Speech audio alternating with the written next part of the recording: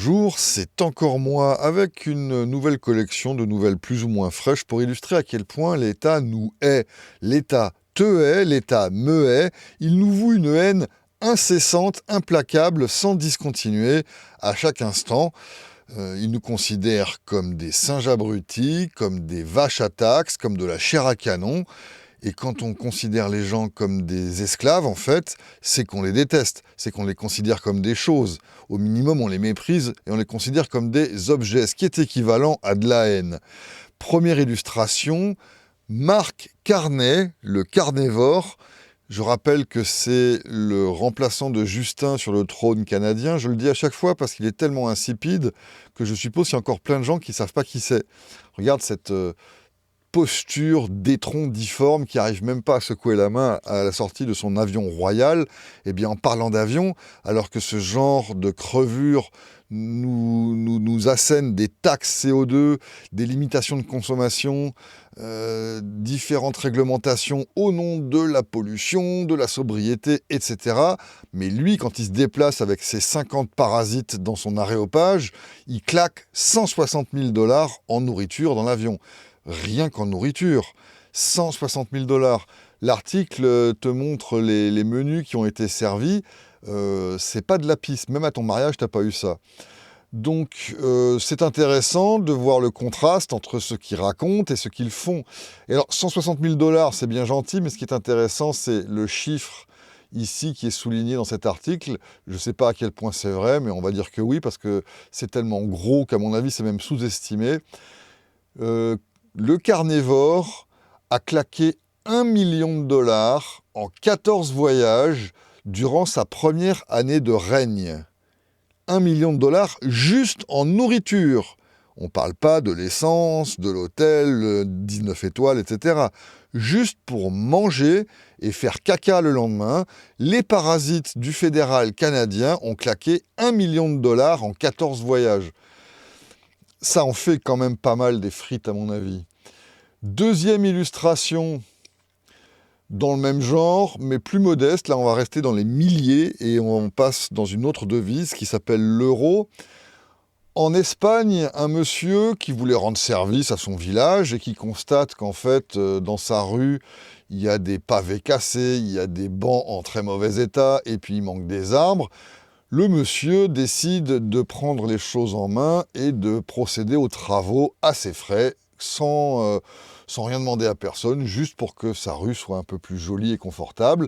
Résultat de l'opération, le monsieur écope d'une amende de 1 700 € de la part de la mairie, parce qu'il a procédé à ses travaux bénévolement, mais sans permis.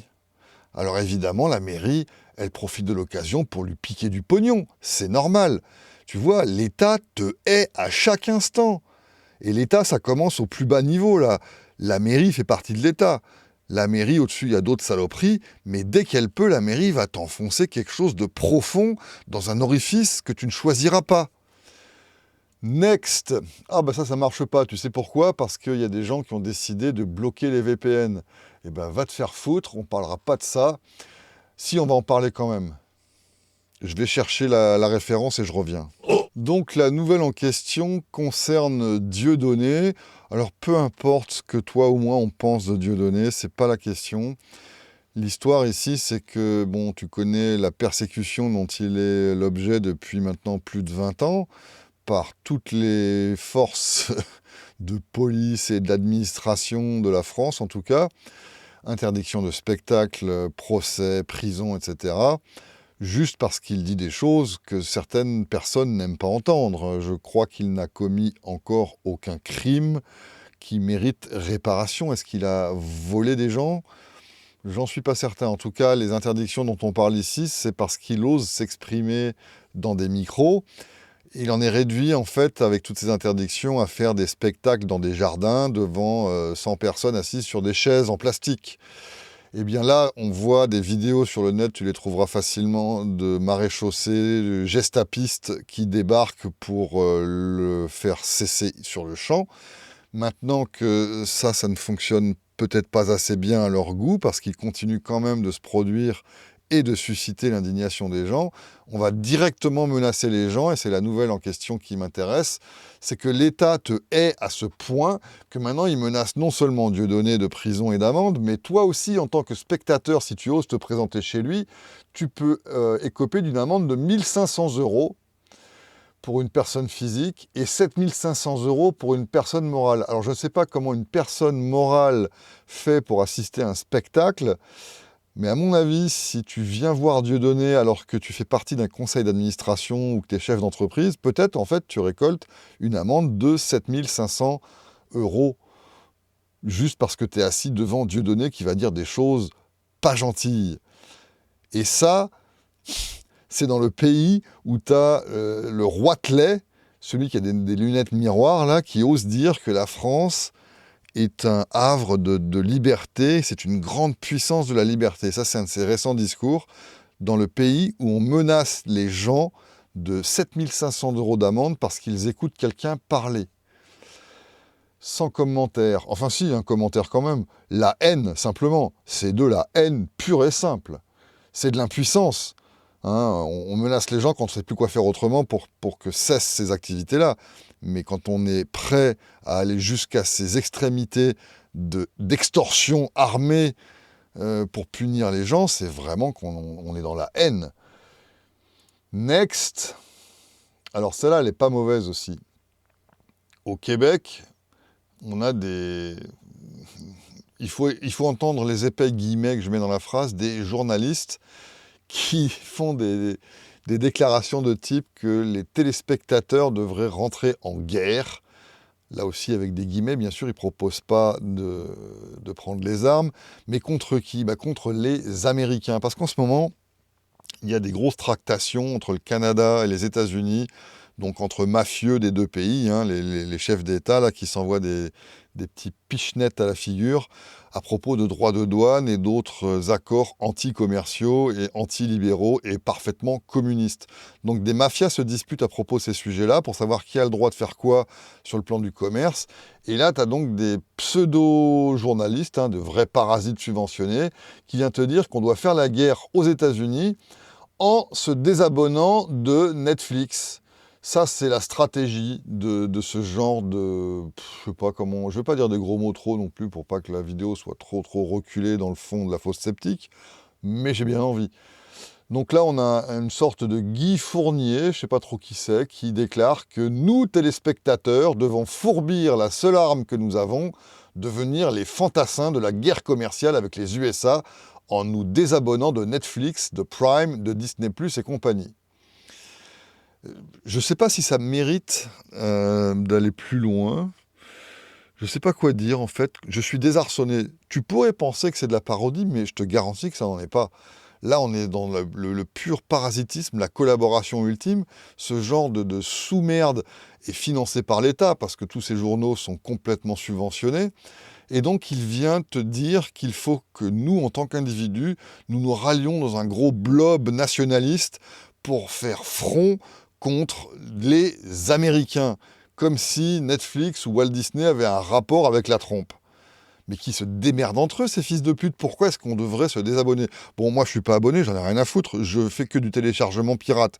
Donc, peu importe.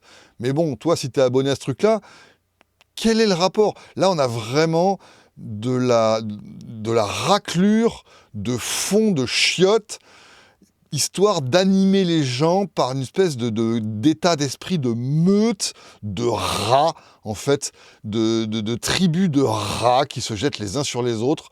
Tout ça parce qu'un débile profond intitulé Donald Trump balance des insanités à la face de notre débile profond, soi-disant à nous, qui s'appelle Mark Carnevore et qui bouffe pour 160 000 $ en un voyage d'avion. Voilà, ça fait du bien. En tout cas, c'est lamentable, ça prouve encore une fois en fait que ce qu'on appelle la presse, abusivement bien sûr, n'est qu'un organe de propagande du gouvernement. Parce que qui paierait un journal pour lire des stupidités pareilles ? Ce journal aurait dû faire faillite il y a bien longtemps. Quand on écrit des conneries pareilles, on fait faillite.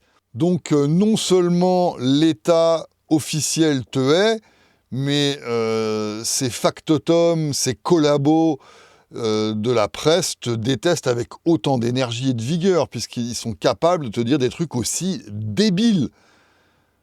Le meilleur moyen de faire tomber les putains de droits de douane de la trompe, c'est de faire du commerce, surtout au marché noir, à la barbe de la douane, à la barbe de l'administration, et pas d'arrêter de commercer pour que tout devienne plus cher. Parce qu'en plus, cette espèce de raclure, il te parle à la fin de subventions pour lancer des réseaux sociaux québécois et des plateformes de streaming québécoises et canadiennes. Mais putain, mais ferme-la. Dire, si ça avait un avenir commercial, ces machins-là, ça existerait déjà. Donc, cette espèce d'état d'esprit de parasite en meute, mais c'est vraiment pour nous faire retourner à l'âge des cavernes. C'est de la haine. Il nous déteste, il nous prend tellement pour des cons qu'il nous propose des solutions de débiles profonds. C'est du genre, ah, ma fan m'a trompé, bah bien fait, je vais me couper la bite, ça va la faire chier. Putain, mais t'es bête comme un cul, putain. Ah, la suite. Alors ça, c'est pas mal aussi. D'après toi, de quoi ça parle? Eh oui, ça parle d'Ukraine. Juste par curiosité, je suis allé chercher le montant qui aurait été déversé dans les caisses ukrainiennes juste par la France. Ça va vous faire plaisir. Je crois qu'à la fin de l'article, ils en parlent. Donc voilà, c'est plus de 12 milliards d'euros depuis février 2022. Et c'est un article du début de 2026, hein, c'est du mois de février. Donc là, on est déjà à 6-7 mois de ce montant-là. Donc ça tu peux bien rajouter 2-3 milliards, je suppose. 12 milliards d'euros ont été déversés depuis les caisses soi-disant françaises dans les caisses soi-disant ukrainiennes. Pour tuer des gens, pour faire exploser des trucs, pour cramer des choses. Donc non seulement ils te ruinent, ils te taxent, ils te détruisent le commerce, l'industrie, l'économie en France, en te faisant croire que c'est la seule solution d'avancer, mais en plus, ton pognon, celui qu'ils ont volé à tes parents, à toi et à tes enfants, et même à tes arrière-petits-enfants qui ne seront pas encore nés avant 50 ans, ce pognon, ils le donnent à des mecs pour aller cramer des trucs. Alors qu'on est soi-disant dans une crise écologique grave et un bouillonnement climatique infernal. Est-ce qu'il y a une limite à la haine qui est capable de te manifester l'État? Cet État qui t'empêche de vivre, qui t'oblige à trier tes poubelles et à arrêter de boire avec des pailles en plastique parce que ça fait bouillonner la terre et que c'est pas bon pour l'environnement, alors que lui, il te taxe du matin au soir jusqu'au fond de la tombe pour financer des meurtres, des incendies et des bombardements avec le pognon qu'il t'a volé et que toi t'as gagné en travaillant, mais sans déconner. Je suis effaré qu'il y ait encore des gens qui pensent à aller voter. Mais c'est pas possible. Tiens, puisqu'on est là-dedans, on va enfoncer le clou avec une autre nouvelle sur l'Ukraine. On nous rassure en nous disant que non, la France ne va pas verser seule 140 milliards d'euros. Ah bah ça me rassure. Ils vont être plusieurs à faire ça. Et 140 milliards d'euros, je ne sais pas si tu sais, mais ça commence à faire un peu des thunes, non? Ça fait pas un peu du pognon, 140 milliards d'euros? Alors ok, c'est pas que la France, mais si on pique seulement 10 milliards aux Français, puis après 10 milliards aux Allemands et 10 milliards aux Espagnols, je te garantis que même les milliards qui ont été volés autour, dans les autres pays, c'est à toi qu'on les vole, parce que si tout le monde se fait voler, le niveau de tout le monde descend, le niveau de vie de tout le monde descend, tout diminue, et tu en pâtis quand même. Si les Allemands sont moins rentables et les Espagnols moins vigoureux, vu que normalement il y a encore des échanges entre tous ces peuples, j'allais dire, à défaut d'un meilleur terme, tout le monde souffre. Il suffit qu'il y en ait un qui se fasse piller, en fait, et c'est la grosse merde pour tout le monde. Donc, j'aime bien quand les débunkers nous rassurent en disant que non, la France ne va pas verser seule 140 milliards d'euros. C'est à prévoir, c'est pas du passé, là, c'est les prochains chiffres. 140 milliards pour aller faire péter des trucs et tuer des gens. Mais putain, donnez-le à Poutine qu'il arrête de faire la guerre plutôt que de financer la continuation de la guerre, bordel de merde. Et ça, c'est du journalisme. Donc, encore une fois, les factotums de ce qu'on ose appeler la presse sont des collabos de merde qui sont là pour t'enfoncer encore plus la tête dans le seau à merde et que t'écartes bien l'autre extrémité de ton corps pour qu'on puisse vraiment te faire sentir pour ce que tu es. Une chose qu'on déteste et qu'on hait. Bon, tout ça, c'est quand même pas bien bon pour ma tension, donc on va descendre un peu la température, on va abandonner les centaines de milliards d'euros pour aller vers une devise de singe aussi, le dollar canadien, et on va se cantonner à la centaine de dollars. Il s'agit d'une histoire quand même fabuleuse ici, qui est tout aussi haineuse que les autres, puisque les maires d'arrondissement de Montréal vont se faire verser des primes pour les inciter à venir aux réunions. Montréal, c'est une métropole, hein, c'est-à-dire une ville en fait, une ville assez grosse, qui, je pense, peut se comparer pour la France, à Lyon, grosso modo, en superficie et en nombre d'habitants. Ce qui fait qu'elle est divisée en arrondissements, et chaque arrondissement possède, malheureusement, sa propre mairie, en plus de la grosse mairie qui chapeaute le tout, hein. Chaque maire d'arrondissement, apparemment, est censé venir à des réunions entre maires d'arrondissement pour discuter des trucs. Où est-ce qu'on met les pistes cyclables pour faire chier tout le monde? Où est-ce qu'on arrête de ramasser les poubelles? Ah, les rues sont défoncées. Où est-ce qu'on ne va surtout pas les réparer de façon pérenne? Tout ça, tout ça, tout ça. Bref, ces réunions, ça les emmerde, donc ils n'y vont pas, bien qu'ils soient bien sûr payés grassement avec nos taxes. Je te rappelle encore une fois qu'à titre personnel, je donne chaque année un mois entier de mon salaire juste à la mairie. Ça, c'est en plus de ce que m'extorque le gouvernement provincial, celui de Québec, ce qui s'ajoute aussi à ce que m'extorque le gouvernement fédéral de marque carnivore. Bref, je donne un mois de salaire chaque année, enfin je ne le donne pas, on me le prend, pour avoir le droit de rester dans ma maison. Tout ça pour que les maires ne viennent pas à leurs réunions de débiles profonds, de parasites à la con, et donc on leur propose maintenant des primes de 700 $ par réunion chaque fois qu'ils vont venir. Elle est pas belle la vie? Elle est pas belle la vie de parasite? C'est pas de la haine ça pour les gens ça? C'est pas de la pure haine? Non seulement tu les voles, mais tu rajoutes du vol parce que le premier vol n'a pas suffi à stimuler assez les voleurs. Restons à Montréal. Tennis Canada, ça c'est le lobby du tennis canadien, une sorte de parasitisme fédéral à la con, qui organise des tournois et des espèces de festivités où les gens jouent à la baballe comme ça. Ça se passe derrière chez moi, hein. Le parc Jarry, c'est juste derrière chez moi. C'est un joli parc assez sympa, on peut se promener, c'est pas très grand, mais bon voilà, c'est agréable. Ce parc, bien sûr, il est municipal, il n'est absolument pas privé, donc il est financé par le mois de salaire aussi que je donne chaque année. Enfin non, il faut que j'arrête de dire ça, qu'on m'extorque chaque année. Donc ça fait partie, à mon avis, des choses que je possède, hein. Je veux dire, si j'ai payé pour, j'ai un droit de propriété dessus. Ça, c'est la logique de base de la propriété.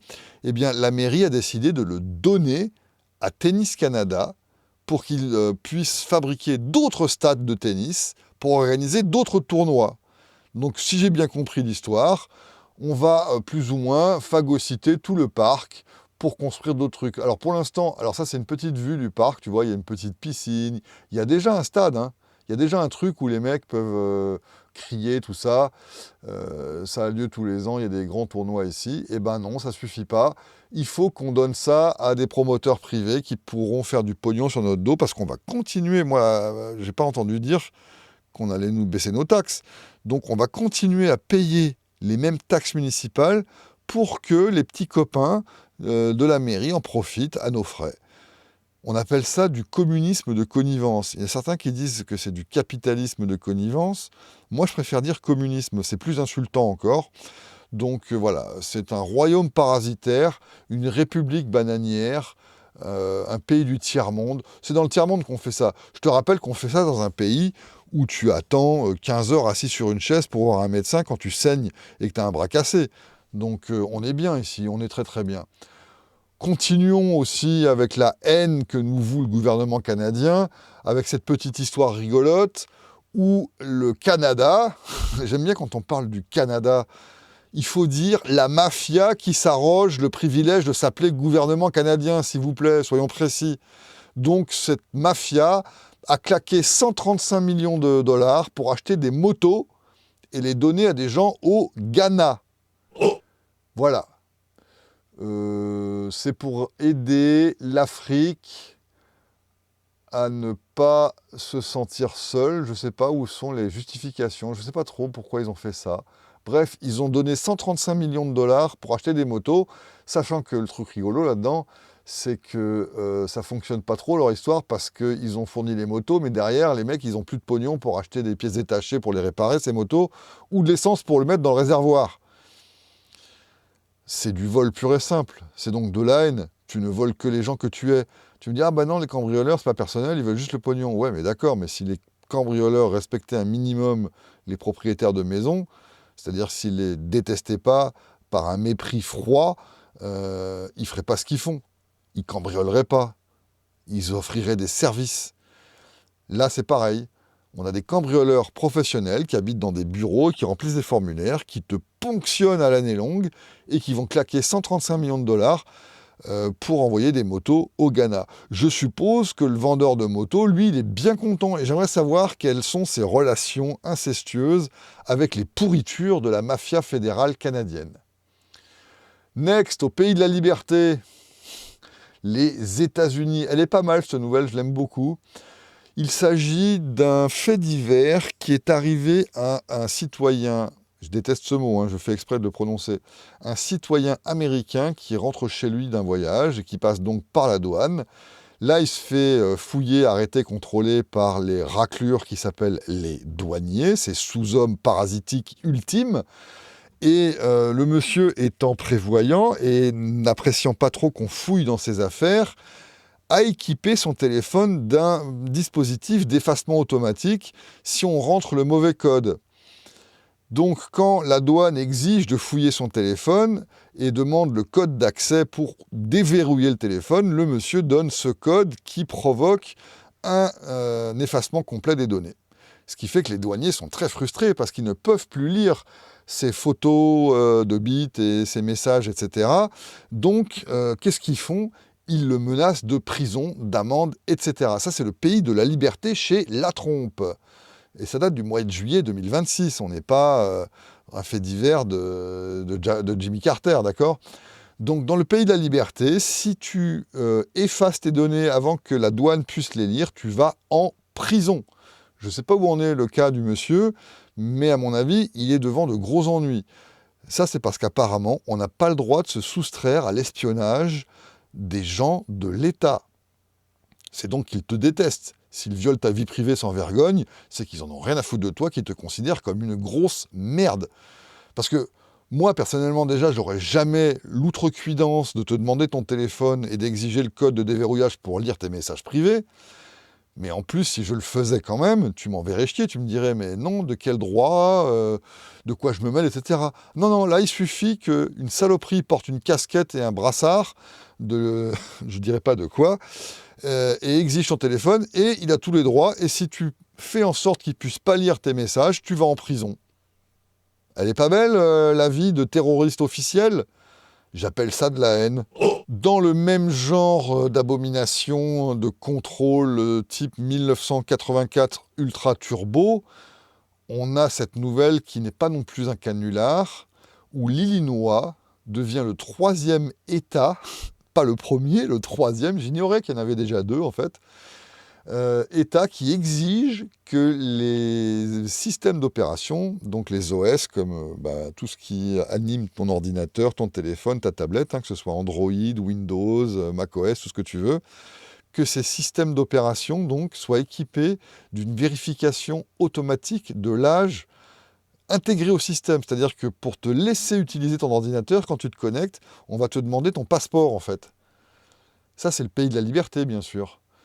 Alors, je ne sais pas à quel point cette loi est déjà en vigueur, je crois que c'est déjà le cas, mais j'en suis pas certain. Tu pourras lire l'article si ça t'intéresse. Moi, ça me fait monter un peu les battements du cœur, donc je vais éviter. Ah ben si, ça c'est marqué là. Le 31 juillet, le gouverneur a signé la loi. Alors, je ne sais pas comment ils vont faire pour l'implémenter, cette loi.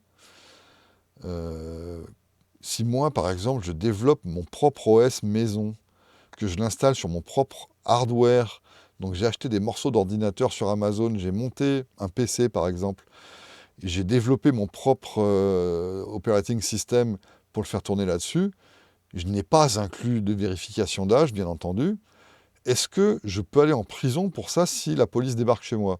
Je suis à peu près sûr que oui, à moins qu'il y ait des provisions de loi qui disent que ça doit être un système commercial en vente, etc. Mais peu importe, le principe, il est là. Donc je me demande comment ça peut être appliqué, une telle loi.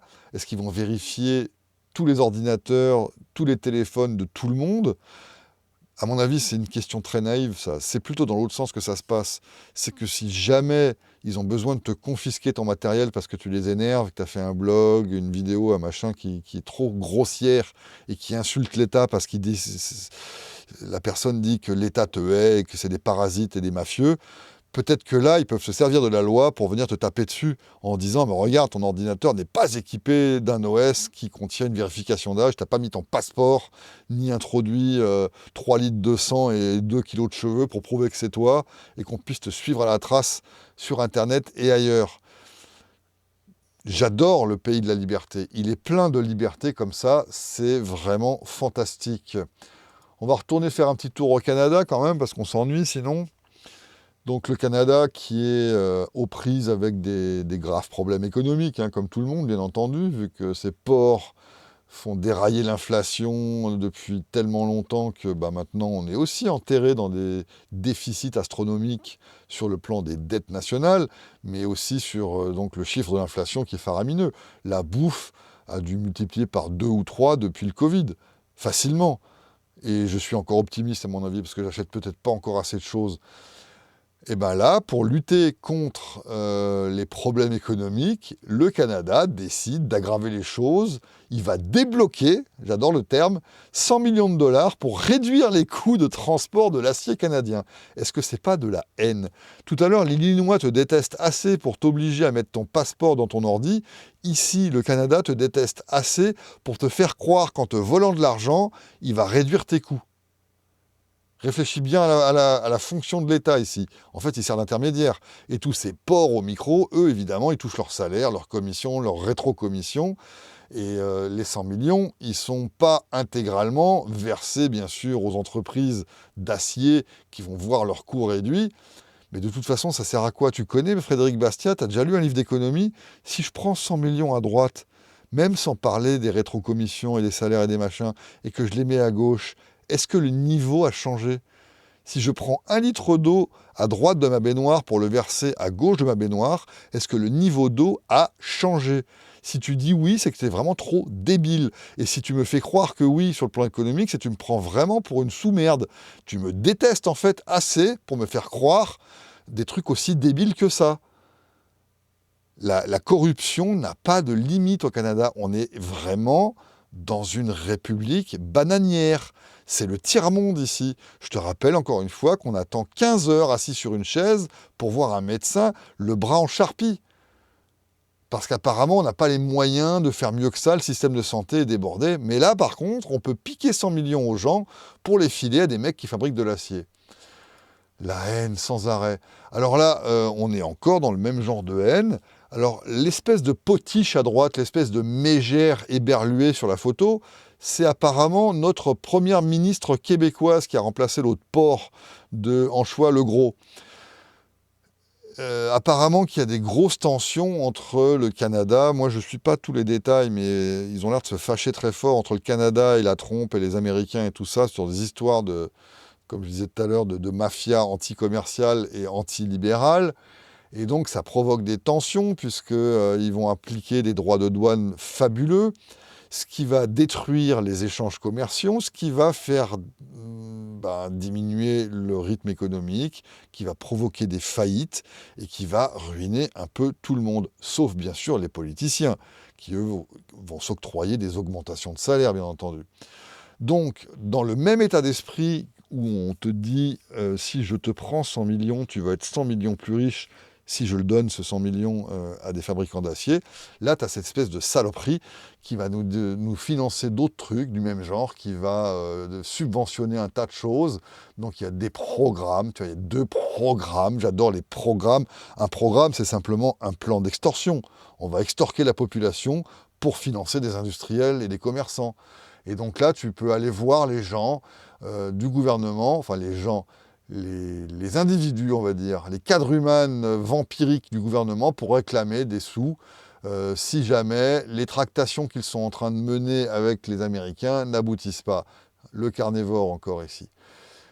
Donc tu pourras te faire rembourser à mes frais si ta boîte fait faillite à cause de leur tractation. C'est quand même fantastique. Rajoutons à ça que ce qu'ils appellent la guerre commerciale, c'est de se balancer des tarifs douaniers, des droits de douane à la figure les uns des autres. Donc quand la trompe annonce des droits de douane, eh ben, le carnivore il fait pareil. Parce qu'il n'y a rien de mieux pour éteindre un incendie que de jeter de l'essence dessus, tout le monde sait ça. Et quand je parle d'essence, je ne parle pas d'énerver encore plus la trompe. Je parle du fait que s'il y en a un des deux qui établit des droits de douane, des tarifs douaniers qui ralentissent le commerce dans un sens, est-ce qu'il vaut mieux ne rien faire en face pour que le commerce quand même puisse continuer un petit peu à vivre, ou est-ce qu'il vaut riposter de la même manière pour être sûr d'écraser au maximum le commerce? Toi, si tu as une artère qui se bouche à un endroit dans ton corps, est-ce que tu penses qu'il faut rajouter du beurre à l'autre extrémité de l'artère pour être sûr qu'elle soit vraiment bien mieux bouchée qu'avant?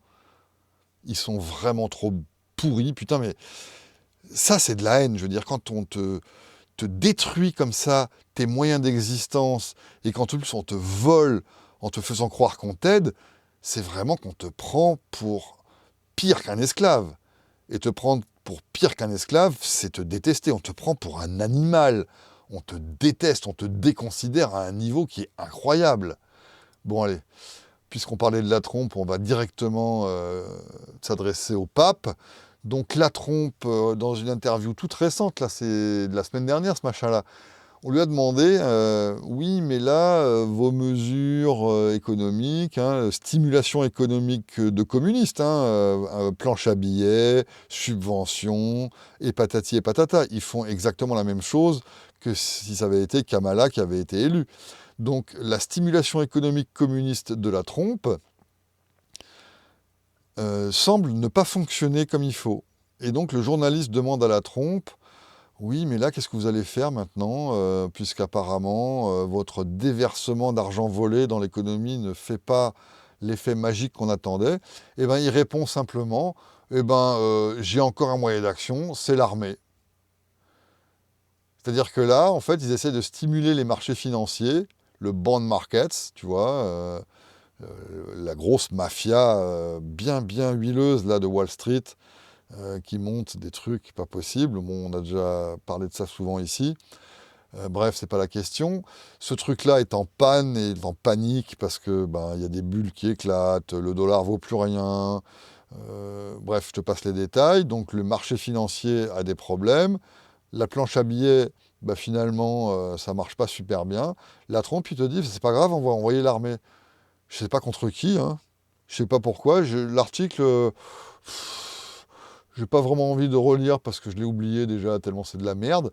Mais la trompe, en gros, si je comprends derrière le message, il va pas envoyer l'armée sur Wall Street, bien sûr.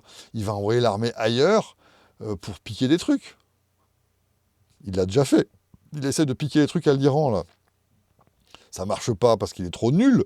Non seulement non, mais c'est ça qui est drôle aussi. Non seulement ils font la guerre un peu partout, mais ils se plantent à chaque fois. En plus, c'est ça qui est quand même délirant. Encore, c'est pas que ça légitimerait, mais s'il faisait la guerre avec succès, c'est-à-dire que s'il envahissait des pays et qu'après il ramène le butin chez lui, comme Jules César, il dit voilà, regarde le butin, je distribue ça à mes petits copains, on est riches, et puis on va le faire un peu couler sur la populace pour que vous soyez contents. C'est du pain, des jeux, des machins. Bon, ok, ce serait une pratique de gros porcs barbares, mais on pourrait comprendre que vu que ça marche d'un point de vue court terme, hein, bien sûr, parce qu'à long terme, c'est forcément destructeur, qu'ils le fassent. Mais en plus, là, ça marche pas du tout. Il n'y a aucune guerre américaine, que ce soit la trompe ou les autres connards d'avant, qui a donné quoi que ce soit. Ça a été des gouffres en termes de résultats politiques. La population n'a jamais profité de rien de tout ça, elle a payé pour ça. Alors, c'est pas du tout de mauvais résultats, par contre, pour les petits copains de la trompe ou du gouvernement américain en général, qui vendent des munitions et qui vendent des missiles et qui vendent des conseils, des ordinateurs et des IA. Eux, ils s'en foutent plein les poches, justement, ça, ils sont bien contents. Mais d'un point de vue image de marque, je trouve ça quand même limite de faire la guerre et que ça marche jamais, hein, et que tu te fasses damer le pion par des Iraniens qui sont censés être un pays quand même moins puissant, moins avancé, tout ce que tu veux que les États-Unis. La honte. Eh ben non. Là, quand on lui dit que stimuler économiquement Wall Street, ça fonctionne pas, il dit c'est pas grave, on va envoyer l'armée. Euh, pff, il est complètement débile. Hein, je sais pas quoi dire d'autre. Je veux dire, il sait ce qu'il fait sûrement pour se remplir les poches, ça d'accord, donc il n'est pas débile sur ce point-là, mais d'un point de vue marketing, d'un point de vue image de marque, je le trouve lamentable. Au moins Obama, qui faisait pareil, qui était une grosse saloperie guerrière du même niveau que la trompe, au moins lui, il arrivait à avoir un marketing qui le rendait sympathique. Moi, je connais des gens qui aiment bien Obama, tu vois, qui le trouvent super, et qui comprennent pas d'ailleurs que je le trouve aussi pourri que la trompe. Mais Obama, il savait y mettre les formes, tu vois, il savait mettre une cravate, il savait faire des discours à la con, il savait embobiner les gens. La trompe, il sait même pas faire ça. C'est juste un quadruman huileux, je sais pas, il doit avoir des poils sur la langue, tellement il est bête. La trompe, Gros Obama, Ronald Reagan, Jimmy Carter, Richard Nixon, mais on s'en fout du nom de l'étron gluant qui est assis sur le trône de l'État. Tout ce qu'on sait, tout ce qui compte, c'est que l'État te hait. Ces fils de chiens sont juste là pour ouvrir leur bouche de rat puant, pour te haïr à la télé, c'est tout. Pour te dire qu'ils vont faire encore plus la guerre. C'est ça le métier de l'État, c'est faire la guerre. C'est sa seule compétence, il ne sait faire que ça. Il déteste ta gueule, il déteste la gueule de ta mère, de toute la population et des populations étrangères. Il ne fait que la guerre tout le temps, à l'intérieur comme à l'extérieur. On te l'a déjà assez répété ça ici ou bien? L'État ne sait faire que la guerre. Et viens pas me dire, ah ben oui, mais ce qu'il nous faudrait, c'est une bonne guerre, hein, parce que la guerre, ça stimule l'économie. Hein. Regarde la Deuxième Guerre mondiale, après, ça allait vastement bien l'économie. Mais espèce de singe à demeurer, c'est pas la guerre qui stimule l'économie, c'est l'arrêt de la guerre. Putain, si tu penses vraiment que la guerre stimule l'économie, je te conseille tout de suite de foutre le feu à ta maison, de détruire ta voiture et de voir si ça stimule ton économie. Essaye pour voir. Et entre-temps, tu iras chercher ta nouvelle carte d'électeur pour te l'enfoncer bien profond dans un orifice de mon choix. Ah, c'est fatigant, c'est fatigant. Allez, on va s'arrêter là. Une dernière pour la route, pour faire baisser un peu tout ça, la tension, tout ça. Le gag de la semaine, de l'été, de la décennie, hein, peu importe, parce que c'est pas la première fois que ça arrive, et ce sera certainement pas la dernière. Le piratage du fisc en France. Toutes les administrations du monde se font pirater, le fisc y compris, il n'y a pas de raison. Ces gens sont des gros nullards. Alors en surface, c'est des nuls. Je suis sûr qu'en fait, ils font exprès. Ça leur donne du grain à moudre, ça stimule l'économie de l'État. Plus on détruit les choses, plus l'État s'enrichit et prend du pouvoir. Hein. Donc chaque fois qu'il y a des accidents comme ça, soi-disant accidents bien sûr, ça renforce l'État. Il est bien content. Donc je suis sûr qu'ils font exprès. Ou s'ils font pas exprès parce qu'ils sont trop mauvais, bah, de l'intérieur, de toute façon, il y a tellement d'intérêt à vendre ce genre d'accès à des systèmes informatiques officiels que de toute façon, ça ne peut qu'arriver en permanence. Voilà. Donc, qu'est-ce qui se passe avec cette opération de piratage de l'informatique du fisc? Eh bien, il y a des gens, des victimes, qui se sont fait photocopier leur nom, leur adresse, où ils travaillent, avec qui ils sont mariés, et surtout combien ils gagnent, qui sont donc des informations extorquées de force par le fisc. Je dis bien extorquées de force, j'aime les pléonasmes, c'est pour souligner que l'État te fait la guerre et te hait, d'accord?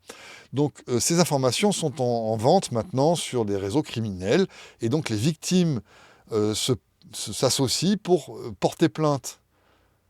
Non mais je répète, il y a une association de victimes qui porte plainte contre qui? Contre l'État. Mais avec quoi tu portes plainte contre l'État?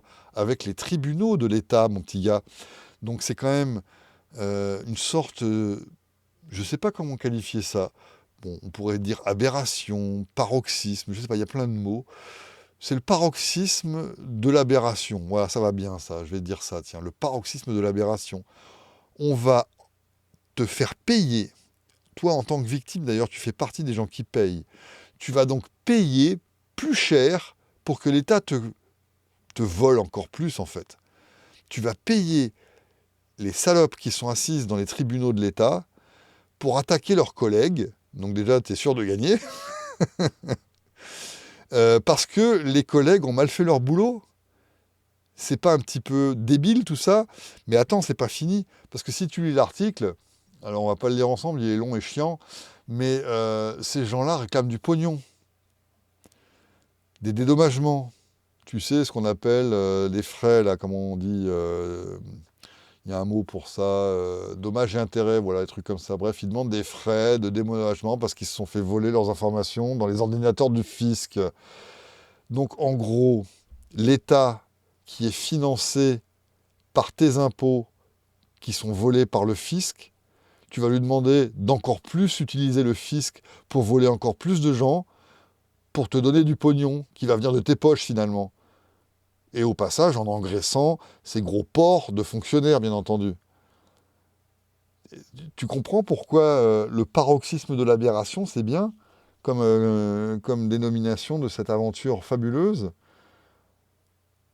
On attaque l'État avec l'État pour que l'État paye avec les sous qu'il a volés aux gens qui sont les victimes de toute l'opération. Mais c'est fantastique, sans déconner. Et il n'y en a pas un là-dedans, en tout cas je ne l'ai pas lu en article, pour dire « Ok, vous êtes trop nuls, vous vous faites cambrioler vos serveurs toutes les 5 secondes, donc nous, ce qu'on va faire, on va organiser une greffe fiscale, ou tout au moins, avec cette opération judiciaire, avec ce procès, on va exiger un arrêt immédiat des opérations du fisc. » Ça aurait été quand même un peu plus smart, non ? Ok, on attaque toujours l'État avec les fonctionnaires de l'État, les juges et toutes ces merdes, mais au moins on réclame un truc un peu plus long terme et un peu plus concret. On ne demande pas juste 5 francs. On dit, eh ben, vu que vous êtes trop nuls pour nous voler, on va exiger que vous arrêtiez de nous voler. Donc le procès, ça devrait être, eh ben, on abolit le fisc. On arrête de se faire ponctionner. Ou au moins, allez, je vais faire un effort incommensurable, une compromission qui me fait déjà mal au cul, là. On va exiger simplement une suspension ou un moratoire, comme ils aiment bien employer ce terme. On va employer le terme moratoire, ça fait classe. On va exiger avec ce procès un moratoire sur les prélèvements fiscaux pendant 1 an ou 2 ou 5 ou je sais pas. Histoire que vous réfléchissiez à votre incompétence. Non, les mecs, ils ne demandent pas un moratoire, ils ne demandent pas une suspension fiscale, ils demandent du pognon aux mecs qui les volent, donc à eux-mêmes en fait. C'est comme si le cambrioleur venait chez toi, tu lui dis maintenant, je veux que tu me cambrioles pour que tu me redonnes du pognon. T'imagines ? Vous êtes vraiment trop nuls, sans déconner. En gros, ça veut dire, puisqu'ils n'ont pas demandé de suspension fiscale et qu'ils n'ont pas menacé d'organiser une grève fiscale, ça veut dire, moi j'aime bien que tu me voles, mais j'aimerais que tu le fasses mieux. Je veux bien me faire voler, mais que par toi, parce que je t'aime. Tu vois, l'État te déteste tellement qu'il a réussi à te faire aimer. Là, je m'adresse aux imbéciles de cette association de victimes, là. Ils vous détestent à un point que vous n'êtes même pas capable de vous en rendre compte. C'est le syndrome de Stockholm à un niveau, mais olympique. Je veux que tu continues à me voler, mais mieux. Mais putain. Bon, moi, je suis fatigué, hein. Je vais faire autre chose. Salut. Mais avant d'aller faire autre chose, en tant qu'anarchevêque anarcho-autrichien de la viande à température ambiante, j'ai un dernier communiqué pour aujourd'hui.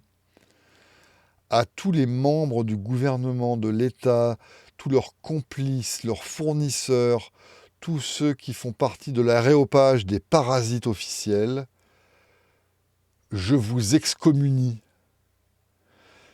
J'excommunie aussi leurs complices qui votent, il n'y a pas de raison.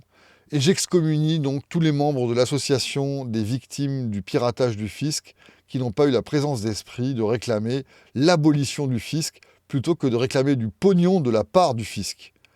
Excommunication pour tous.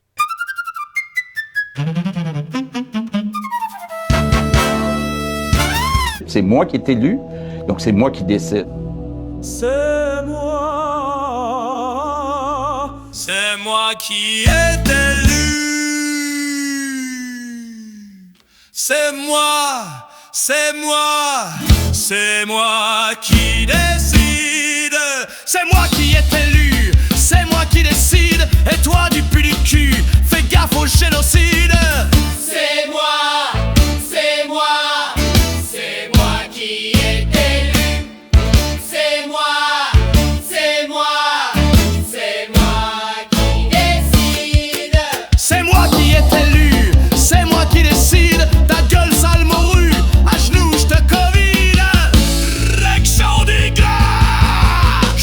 payes, j'ordonne, tu fais, je viens, tu votes, tu es une crotte. C'est moi qui est élu, c'est moi qui décide. C'est moi qui est élu, c'est moi qui décide. La monarchie par intérim, la monarchie dans l'abîme, la monarchie rotative. Je jouis, monarchie abortive. C'est moi qui est élu, c'est moi qui décide. C'est moi qui est élu, c'est moi qui décide. Je sais ce qui est bon pour toi. Tu es une vache, tu ne sais pas. Démocratie, je suis ton roi. Je suis le verbe, écoute ma voix. C'est moi le gros anal, c'est moi le gros analphabète avec ses flingues qui pètent. C'est moi, c'est moi, c'est moi qui est élu. C'est moi qui est élu, c'est moi qui décide, c'est moi qui est élu, c'est moi qui décide.